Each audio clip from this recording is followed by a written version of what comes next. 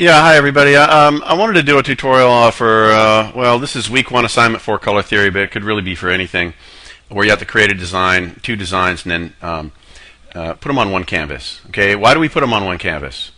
I mean, why can't we just put a bunch of images up there next to one another, and people click on them and open them up in a new browser window, and then look at them, and then click on another one and open it up? Because we're comparing, we're trying to analyze your output. Okay, and it's much easier if we can see your designs on one canvas in front of us and then say this, talk about them together, rather than look at them in this browser window and then flip over and look in this browser window and look at this one and go back and forth. Good layout practice, okay? And we're also going to be talking about labeling. So, but the first thing I need is a design. So let's just go into Photoshop. You know, normally people start with these 600, 800 canvases. I'm going to actually resize it down to 650 when I get ready to stack them. But look, we need, this is like a high key, low key exercise. So, I mean, first of all, here's my vector shapes tool. And I was looking at a student work that uses rectangles, so I'm going to use rectangles. I don't want to spend a lot of time making this, but I want to show you, basically how this works for you newbies. I'm going to make like, if I want a perfect square, I hold down my shift key. You see how that snaps to it, and it snaps there? And it creates a new layer, right? Do another one, hold down my shift key, creates a new layer. Do another one, hold down my shift key, creates a new layer. So, what do I want for a good design? Okay? Personally, I want to reference the edge. Okay, I want to have things go outside of the border. Not physically outside of the border, but reference the edge as if they were going outside. I've decided to use all squares for this one. Okay, so I have some things that are, inferring a larger space outside, and then maybe I have one smaller one there. Boom. Okay, now what do I need to do with these? Change the saturation on some of them. Control U or Apple U. Now I have Auto Select Layer turned on with my Move tool, so I can click through these and look at the layers window. I can click through and it's going to select each one of these. And now these are all vector shapes, so I can't really, I want to do Control U on these. So you know what I'm going to do is I'm going to convert these to, let me see here. Hold on. Okay, so I was just looking for a quick and easy way to do this. I just selected all these by, clicking on one, holding down my shift key, and then clicking down at the bottom one.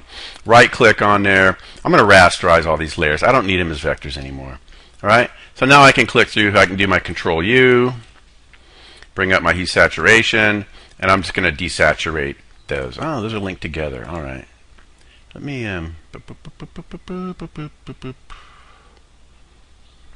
don't know. I'm not going to deal with that one right now. All right. Saturation. I want to really desaturate some of these. And then I'm going to leave some of them hypersaturated. Right? Let's take one all the way down. Let's see. On this assignment, it was monochromatic. So some are going to be saturated, and then some are going to be darker and lighter. Right? So I'm going to make some of these dark and some of these light. Okay. Actually, what we want is a light scheme and a dark scheme. So let me go back here and change some of these. Let's do our light scheme first, right? And boop, boop, boop, boop. I'm gonna have to do some of these too. Light, light, light. This is going to be light and air. Okay. Now the question I pose is, why are we doing this? Okay, what's the difference between a light, a high key and a low key, in terms of light colors and dark colors and a mix of light and dark? Obviously we want to talk about mood, lighting, drama, all the things we associate with maybe dark, dramatic kinds of images, right? So here's my light scheme. Now, one thing that bugs me about this is all this white space. I'm going to click in my background, and I am going to fill it, and I'm going to do my Control U, bring up my light key. So now I have a background, okay, fairly light. Okay. Okay, so I have my design. I have a background, right? Not just white. So that I have a figure ground relationship going on. Thank you. Now, what do I want to do? I need a border around this, number one. Okay. Let me see. How should I do this?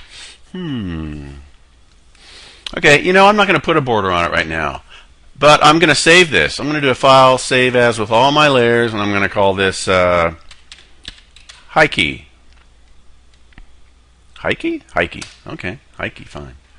Now I'm going to do a file, save as Loki. Okay. Now what do I need to do on these? I need to make them all darker, right? Let me do my background layer. This is my Loki. Ooh, drama. Now, ask yourself, again, don't just do everything your school tells you to do, your instructor, your curriculum. Ask yourself, what is the difference between this composition and the one I just did? Not compositionally, but in terms of color, right? Big difference. And that's what we want. We want to build up our arsenal, our quiver of knowledge, so that when we're given a problem, we can go, that would be good as a Loki, or that would be good as a Loki. All right. Now, I can save that. Boom. All right. Now, let me file, open, recent, Hikey. Now, this is what I do. I do an image duplicate. Okay, and I do this Hikey copy. That's fine. And I can get rid of Hikey PSD. Okay, I don't want to write over the one that's going to have all the layers in it. Now I'm going to do an image duplicate. See, I don't want to write over. That's fine, Loki copy. I don't want to write over my originals that have the layers. What if the instructor says, hey, go back in there and make that shape smaller? Well, I don't want to, I'm going to flatten these so I can post them. So let me flatten my copies. My originals are safe, right? Flatten. Now, how big are these images? 800. Too big for a stack. I want to make these, I'm going to make 600 by 1200. I'm going to make a new canvas. This can be my master canvas, and it's going to be 650 by, let me make it 1500, and then we will crop it. Select all, Control A, or Apple A, copy, Control C, Apple C, paste it. Now you see how it's too big? Okay, Control T for transform, hold down your Shift key, take it down, give yourself a nice margin there, hit return, boom. Maybe, with your rulers, Control R, you can bring your rulers up, you can drag a ruler over there, and then we can bring the next one over. Okay, Loki, Control A, Control C, Control V for paste, Control T for transform. We're going to bring it down, down, down. I should have brought my ruler over on this side too, but I'm going to eyeball it. Don't try this at home, kids. See, with auto select layer, I can do that. Now, let me take this down so you can see it a little bit. Okay, beautiful. I'm liking the way this is coming out. Okay, so what I'm going to do is crop it. I select it and I do image crop. Whoop. That's old school right there. That is old school. Okay. Now, what I need to do now is, let me show you how to do a label or a border. So, if you have a white background, these don't really need borders. But what if it had a white background on it? Okay. I'm going to hit my color chips so the black is in the foreground. I'm going to create a new layer. So my borders are in a different layer. I'm going to drag a selection around this. And I'm going to hit Control H so I don't see I don't want to have my rulers in there anymore. I'm done with my rulers. Rulers are just going to cause my selections to snap. Let me get rid of those. All right, where was I? Okay, borders. So new layer, and then I'm going to drag my selection around there. This is the way I do them. Boop, boop, boop, boop. I try to make sure it's on there. Okay. Edit. Stroke. Boom. Deselect. Look at that nice border. Now, again, I don't need it on this because I've got a colored background, but I was just looking at a student work where there were a bunch of squares on a white background. The composition is not contained. If there is no border, thank you, if there is no border or containment of the composition, then we can't talk about figure ground, we can't talk about it referencing the edge. It's just a bunch of floating shapes in some kind of matrix-like infinite universe, and there's not a contained composition. So for design fundamentals and color theory, when we're talking about designs, it needs to be contained. So I just wanted to show you how you would do that border. Now, let's do the label. A lot of people stick labels up here. They stick labels all over the place. They're too big. They're distracting. Get yourself a copy of Edward Tufte's Envisioning Information. He'll talk about chart junk and unnecessary elements that just distract. Remember, information design. You want information to be available to the viewer, but not in their face. You want people to look at the design, not the label. Okay? So, I don't know, just for the purpose of, it's just easier sometimes to tell people, 11 pixel Arial. You can, of course, use Helvetica. I like sans serif. It's easier to read, more contemporary, perhaps. But I don't want to display font. So, let's take a look and see what 11 pixel Arial looks like on a 72 dpi image. Now, what I want on here is the title. Well, actually, no.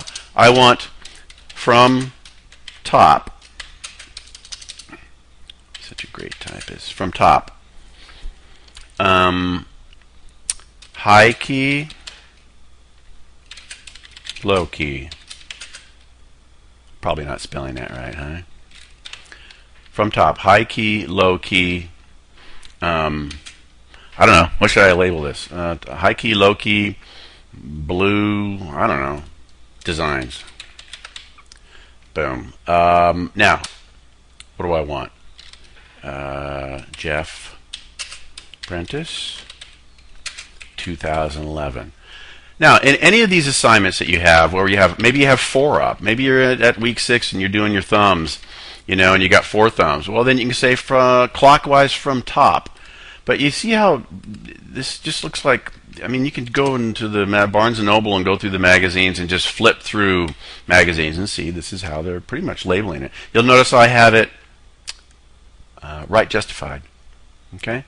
Now, so let's take a look at this. Double click the hand. Nah, let's take it down a little bit. You can see a small version of this now, right? Beautifully laid out, equal margins, you know, a border if necessary. The label is small and yet readable down at the bottom. I mean, this is, again, if I double click my magnifying glass, you will, whoops, you will see you know, the full-size version, right? Okay, so don't get misled just because I'm showing you the small. Image size, 650, which is fine. It's 1,000 pixels high. Remember, the rule for web format, scroll one way. You don't want to be panning around in an image. That's why you either stack it vertically or sometimes you can stack it horizontally, but you never want to have like 3,500 pixels by 3,000 pixels image. That's what we mean by web format. It should be around 600, 800 or longer in one direction or the other. Okay, last thing I need to do, file, save for web and devices, save it as a high quality JPEG. It's only 25K. It's a thing of beauty. Save it, label it with the naming convention for the class, which is probably something like last name, you know, first name, week 1, you know, etc. A4, and save that. All right, and then you're done. So let me know if you have any questions on that. I hope this helps in terms of understanding why we present things in a certain way, how to do it, you know, how to archive your working layers. All right. All right. So I hope this video has been helpful. Presentation is so important in life, and in the classroom. It's going to get you the job, and it's going to help you keep the job. Following instructions, nice layouts, equal margins, contained compositions, correct use of typography, information, designed and available and yet not obtrusive. Hopefully I've been covering these things, and I'll continue to cover them, and hopefully this will help you out in your assignments.